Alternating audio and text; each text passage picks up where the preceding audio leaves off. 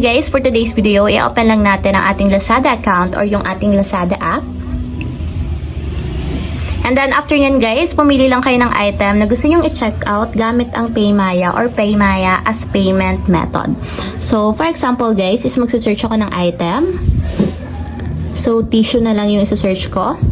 And pili kayo dito guys kung ano yung gusto nyong item. So ito na lang yung pipiliin ko, yung tig to 39 pesos. Tap nyo yung item. And double check nyo yung quality niya guys. Make sure na mataas yung ratings and reviews niya para hindi tayo disappoint once na dumating yung item sa atin. So halimbawa is ito na yung o-orderin nyo or i-check out nyo. Tap nyo na dito yung buy now. So ayan guys, dito naman is pili kayo ng variation kung ano bang item yung gusto nyong i-check out. So ito na yung pipiliin ko, 5 pieces soft tissue. Then after nyan, i-scroll up lang natin. And punta kayo dito guys sa payment method. So kung makikita nyo, naka-pay with GCash siya. So papalitan natin into PayMaya or Maya. So tap nyo lang. And hanapin nyo dito yung Maya guys. So tap nyo yung Maya. So dapat ganito yung magiging itsura niya. Meron siyang blue sa may circle sa right side niya. So kapag meron na, tap na natin dito yung confirm selection.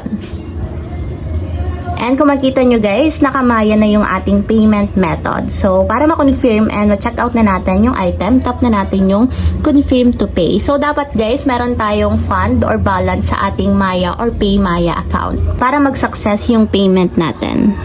So tap lang natin dito yung continue.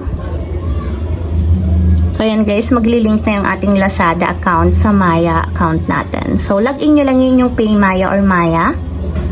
So tap na natin yung login. And may magsasend na OTP code sa ating 11-digit or registered mobile number sa Maya. So lagay nyo lang yung OTP code dito sa blank spaces. And then after nyo malagay yung OTP code, tap na natin yung verify.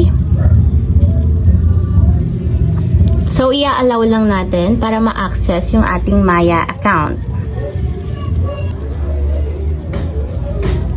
So, after naman yan guys, tap na natin yung confirm to pay para ma-last na siya sa ating Maya account.